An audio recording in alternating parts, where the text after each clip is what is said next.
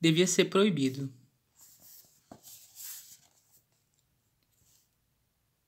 Devia ser proibido debochar de quem se aventura em língua estrangeira. Certa manhã, ao deixar o metrô por engano, numa estação azul igual a dela, com um nome semelhante à estação da casa dela, telefonei da rua e disse: "Aí estou chegando quase." Desconfiei na mesma hora que tinha falado besteira, porque a professora me pediu para repetir a sentença. Aí estou chegando quase. Havia provavelmente algum problema com a palavra quase. Só que em vez de apontar o erro, ela me fez repeti-lo. Repeti-lo, repeti-lo. Depois caiu numa gargalhada que me levou a bater o fone. Ao me ver à sua porta, teve novo acesso, e quanto mais prendia o riso na boca, mais se sacudia de rir com o corpo inteiro. Disse enfim ter entendido que eu chegaria pouco a pouco. Primeiro o nariz, depois uma orelha, depois um joelho, e a piada nem tinha essa graça toda. Tanto é verdade que, em seguida, Crisca ficou meio triste e, sem saber pedir desculpas, roçou com a ponta dos dedos meus lábios trêmulos. Hoje, porém, posso dizer que falo húngaro com perfeição, ou quase. Quando de noite começo a murmurar sozinho, a suspeita de um ligeiríssimo sotaque aqui e ali muito me aflige. Nos ambientes que frequento, onde discorro em voz alta sobre temas nacionais, emprego verbos raros e corrijo pessoas cultas, um súbito acento estranho seria desastroso. Para tirar a cisma, só posso recorrer à Crisca, que tampouco é muito confiável, a fim de me segurar ali comendo em sua mão, como talvez deseje, sempre me negará a última migalha. Ainda assim, volta e meia lhe pergunta em segredo: "Perdi o sotaque?" Tinhosa, ela responde: "Pouco a pouco. Primeiro o nariz, depois uma orelha", e morre de rir, depois se arrepende, passa as mãos no meu pescoço e por aí vai. Fui dar em Budapeste graças a um pouso imprevisto, quando voava de Istambul a Frankfurt, com conexão para o Rio. A companhia ofereceu pernoite no hotel do aeroporto e só de manhã nos informariam que o problema técnico responsável por aquela escala fora na verdade uma denúncia anônima. No entanto, espiando por alto o telejornal da meia-noite, eu já me intrigara ao reconhecer o avião da companhia alemã parado na pista do aeroporto local. Aumentei o volume, mas a locução era em húngaro, única língua do mundo que, segundo as más línguas, o diabo respeita. Apaguei a TV no Rio, eram 7 da noite, boa hora para telefonar para casa. Atendeu a secretária eletrônica, não deixei recado. Nem faria sentido dizer: "Oi, querida, sou eu, estou em Budapeste, dei um bode no avião, um beijo." Eu deveria estar com sono, mas não estava. Então enchi a banheira, espalhei um sais de banho na água morna e me distraí um tempo amontoando espumas. Estava nisso quando Zil tocara a campainha. Eu ainda me lembrava que campainha em turco é Zil. Enrolado na toalha, atendi a porta e topei um velho com o uniforme do hotel, uma gilete descartável na mão. Tinha errado de porta, e ao me ver emitiu um "o" gutural, como de um surdo mudo. Voltei ao banho, depois achei esquisito hotel de luxo empregar um surdo mudo como mensageiro. Mas fiquei com o Zil na cabeça. É uma boa palavra, Zil. Muito melhor que campainha. Eu logo a esqueceria, como esquecer os haikais decorados no Japão, os provérbios árabes, o oiti, que cantava em russo. De cada país eu levo assim uma graça, um souvenir volátil. Tenho esse ouvido infantil que pega e larga as línguas com facilidade.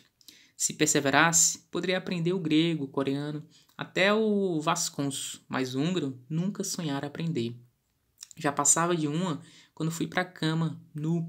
Religuei a TV e a mesma mulher da meia-noite, uma loura com maquilagem pesada, apresentava uma reprise do jornal anterior. Percebi que era uma reprise porque já tinha reparado na camponesa de rosto largo, que encarava a câmera com os olhos saltados, empunhando um repolho do tamanho da sua cabeça. Balançava ao mesmo tempo a cabeça e o repolho para cima e para baixo, e falava sem dar trégua ao repórter. Espetava os dedos no repolho e chorava, esganiçava a voz e tinha um rosto cada vez mais vermelho e inflado. Enterrava os 10 dedos no repolho e agora meus ombros se retesavam não pelo que eu via, mas no afã de captar ao menos uma palavra. Palavra?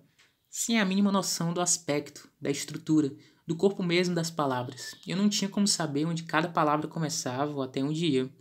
Era impossível destacar uma palavra da outra. Seria como pretender cortar um rio à faca. Aos meus ouvidos, o húngaro poderia ser mesmo uma língua sem emendas, não constituída de palavras, mas que se desse a conhecer só por inteiro. e o avião reapareceu na pista, uma imagem distante, escura, estática, que salientava mais ainda a voz masculina da locução em off. A notícia do avião já pouco me importava. O mistério do avião era ofuscado pelo mistério do idioma que dava a notícia. Vinha eu escutando aqueles sons amalgamados, quando de repente detectei a palavra clandestina Lufthansa. Sim, Lufthansa, com certeza o locutor a deixara escapar. A palavra alemã infiltrada na parede de palavras húngaras, a brecha que me permitiria destrinchar todo o vocabulário. Ao jornal sucedeu uma mesa redonda cujos participantes pareciam não se entender. Depois um documentário sobre o fundo do mar, com peixes transparentes, e às 2 em ponto retornou minha amiga maquilada que envelhecia de hora em hora. Meteorologia, parlamento, bolsa de valores, estudantes na rua, shopping center, camponesa com repolho, meu avião, e já me arriscava a reproduzir alguns fonemas a partir de Lufthansa. Aí entrou na tela uma moça de chale vermelho e coque negro. Ameaçou falar espanhol e zapiei no susto. Caí no canal em inglês, mais outro, um canal alemão, um italiano e de volta à entrevista com a dançarina andaluza. Cortei o som, me fixei nas legendas e, observando em letras pela primeira vez palavras húngaras, tive a impressão de ver seus esqueletos. O as alon elot talajon tankol. Às 6 da manhã, quando o telefone deu o despertar, eu estava sentado na ponta da cama. Logo recitaria em uníssono com o locutor a notícia do avião, uns bons 20 segundos de húngaro. Feito o quê? Vesti com desgosto a roupa da véspera, porque só tinha liberado as bagagens de mão e desci para o lobby. Estava uma Babilônia. Quanto mais se desentendiam os vários idiomas, mais se exaltavam os protestos contra o terrorismo, contra a companhia aérea, contra os extras que o hotel cobrava. As vozes só serenaram quando foi aberto o restaurante para o café da manhã gratuito, mas aí o estrago estava feito. Fui buscar minhas palavras húngaras na cabeça e só encontrei Lufthansa. Ainda tentei me concentrar, olhei para o chão, andei de lá para cá e nada. No fundo do salão avistei uma roda de garçons falantes. E pensei que poderia ao menos falar umas palavras deles. Mas ao menos me perceberem, fizeram um brusco silêncio e me intimaram a sentar com 3 grandalhões de cara eslava, numa mesa cheia de farelos, cascas de frutas, casca de queijo, mais 4 vidros de iogurte raspados. Restavam intocados na cesta de pães uns similares de brosas avermelhadas, na certa uma especialidade nativa, que provei com cautela e por educação. A massa era leve, de um sabor adocicado que com o tempo deixava uma lembrança amargosa. Comi a primeira, a segunda, acabei comendo as 4 porque estava faminto, e a coisa não era de todo ruim, se engolida com chá. Tratava-se de um pão de abóbora, conforme o maître informou em inglês, mas não queria a receita da broa, queria saborear seu som em húngaro. Em húngaren, insisti. Desconfiei que eles tinham ciúme de sua língua, pois o maître não se deu por achado, fez um o gutural, despejou no meu prato um monte de broas rejeitadas pelas mesas vizinhas e bateu as mãos para me apressar, fazendo ver que o restaurante estava vazio. No lobby, um aeromoço com a lista e um walkie-talkie na mão gritava: Mr. Costa! Mr. Costa! Eu era o último a me juntar à legião que se afunilava na esteira rolante a 10 metros da porta do hotel. Deslizamos até o portão do embarque através de um longo e cintilante território livre, um país de língua nenhuma, pátria de algarismos, ícones e logomarcas. Na Polícia Federal, um funcionário bigodudo folhava com preguiça cada passaporte que devolvia sem carimbar. Esvaía-se na pessoa dele minha esperança de ouvir a derradeira voz de um húngaro, pois de sua boca não saía um bom dia, um muito obrigado, um boa viagem, que dirá um volte sempre. Quem sabe, como compensação, ao me instalar na poltrona da classe executiva, me voltou à língua o sabor do pão de abóbora, e agora de novo ele era doce. Apertei o cinto, fechei os olhos, achei que não ia dormir nunca mais na vida. Tomei um sonífero e o avião decolou. Cheguei o rosto à janela, estava tudo nublado, a pílula fazia efeito. Quando se abriu um buraco nas nuvens, me pareceu que sobrevoávamos Budapeste, cortada por um rio. O Danúbio, pensei, era o Danúbio, mas não era azul. Era amarelo. A cidade toda era amarela, os telhados, o asfalto, os parques. Engraçado isso, uma cidade amarela. Eu pensava que Budapeste fosse cinzenta, mas Budapeste era amarela.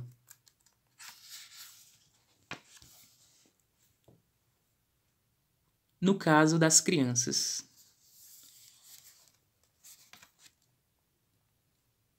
Nova reviravolta no caso das crianças. Na noite de ontem, a governanta do orfanato, que se supunha foragida no Paraguai, compareceu deliberadamente ao distrito policial de Volta Redonda. A narração estava arrastada, a voz sem brilho. Com certeza a Wanda tinha gravado aquele texto de manhã bem cedo. O delegado não quis dizer se o depoimento da governanta poderia inocentar ou complicar mais ainda o amante da costureirinha. Não há nada de conclusivo. A dona parecia sedada ou em estado de choque. Dizia frases desconexas e a Wanda surgiu ao vivo anunciando um futebol feminino. Após os comerciais, a voz limpa, um meio sorriso adequado, equidistante das duas notícias. Usava sombra nos olhos, os cabelos presos, o colar de miçangas. Sentei-me na cama, a secretária eletrônica piscava na mesa de cabeceira. Zé, é o Álvaro. Você já deve ter... Vandinha, sou eu. Vanessa, as bolas fosforescentes. Zé, é o Álvaro, cara. O alemão está... Wanda, aqui quem fala é o Jerônimo. Pode me chamar no mezanino. Vandinha, é a Vanessa. Eu pensei que as bolas... Zé, Álvaro, é meu dia. Cara, você...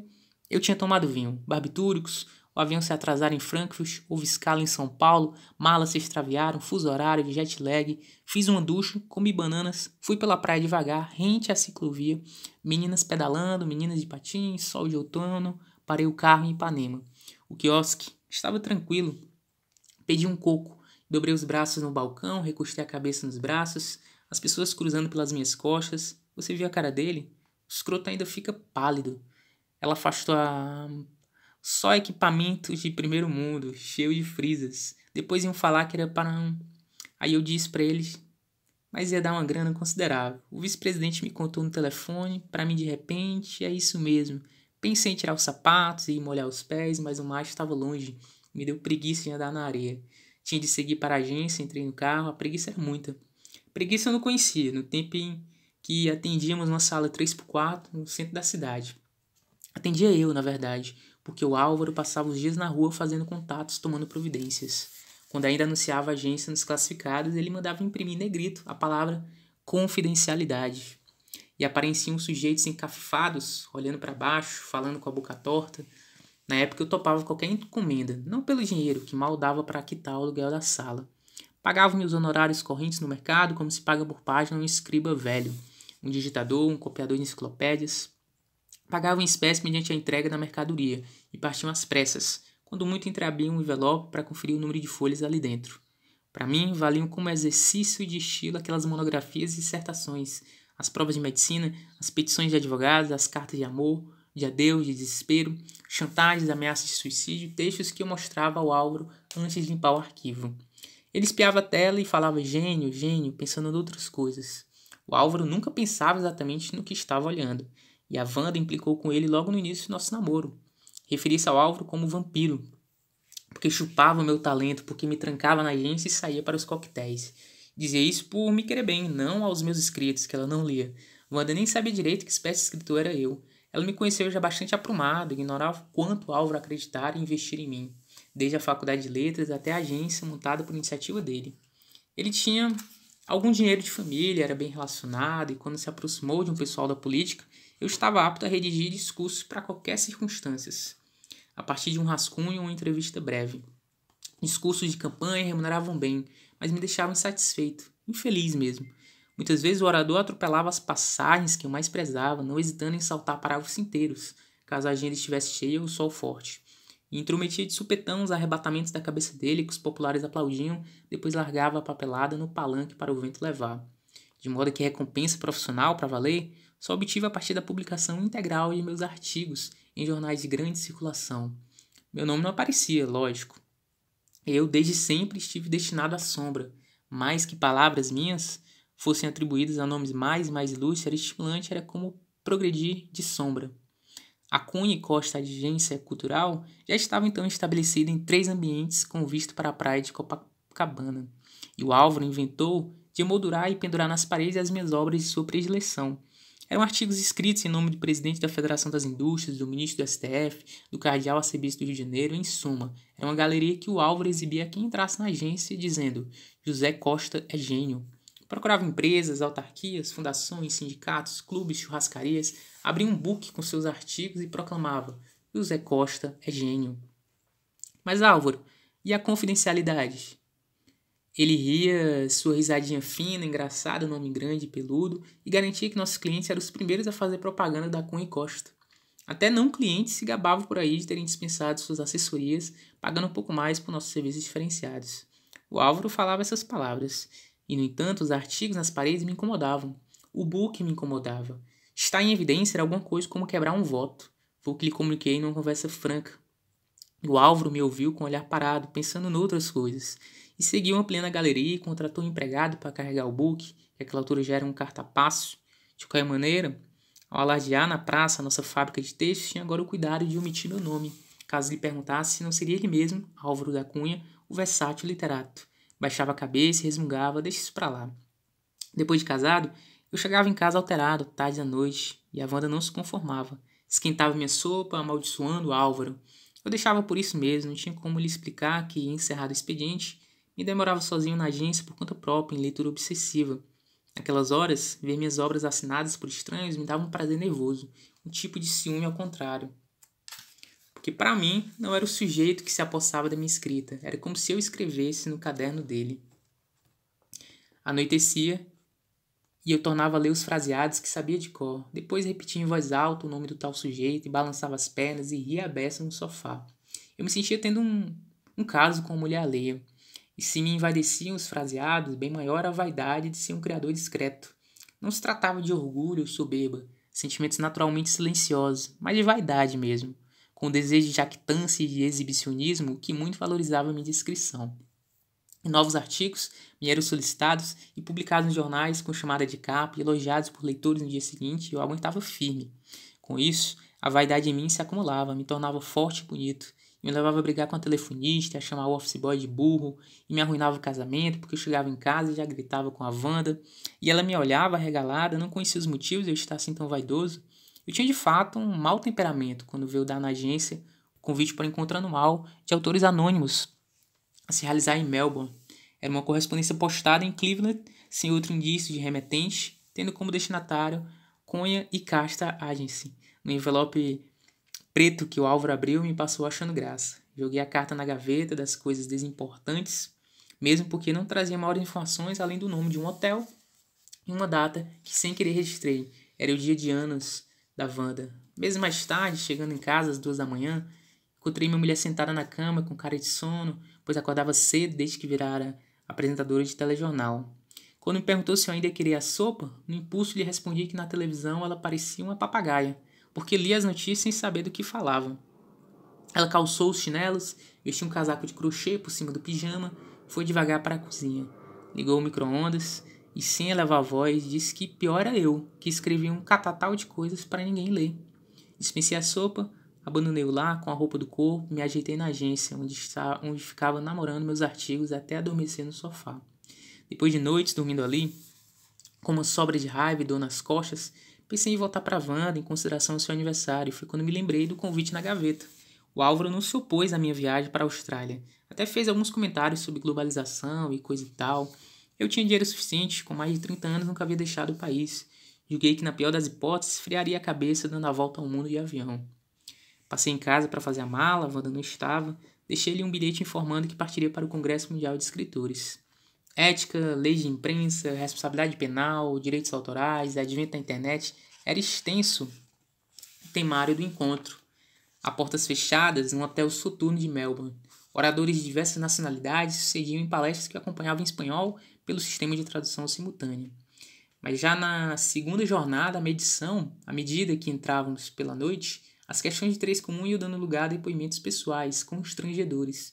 Aquilo começava a lembrar uma convenção de alcoólatras anônimos, que padecesse não de alcoolismo, mas do anonimato. Veteranos autores, ostentando o nome completo no crachá, disputavam o microfone para um festival de vanglórias. Citavam enfiada de obras suas e sem necessidade expunham a identidade dos presumidos autores. Ora um grande estadista, ora um notório ghostwriter de um grande estadista, ora um romancista laureado, um filósofo, um proeminente intelectual provocando rebuliço e gargalhadas na plateia. Na terceira noite, eu estava mesmo decidido a abandonar a sala, quando o microfone caiu na minha mão e os circunstantes cruzaram os braços a me observar. Eu era o calouro. Eu era talvez um elemento estranho. Eu andara ouvindo confissões comprometedoras. Eu não tinha saída. Meu silêncio seria um assinte. Desculpando-me por me expressar em português, fiz um resumo do meu currículo. Mencionei minha tese de doutorado, fui aplaudido. Concedi em recitar alguns dos meus fraseados pausadamente para que os intérpretes pudessem traduzi-los a contento. Em seguida, expliquei o contexto de um outro trabalho, fiz alusão a personalidades que me deviam favores.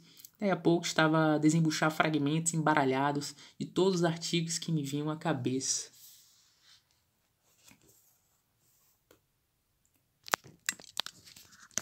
Mais uma leitura de livros aí. Não esqueça de deixar o like, que ajuda demais, gente. Comenta aí se vocês já leram esse livro, se gostaram da leitura. Maratona esse playlist de leitura de livros, que ajuda demais também. E se quem assistiu, se você assistiu esse vídeo até o final, deixem a palavra aí, amarelo. Valeu. Não se esqueçam, se inscrevam no canal, ativem as notificações e sininho, escolhendo a primeira opção, todos. Até mais.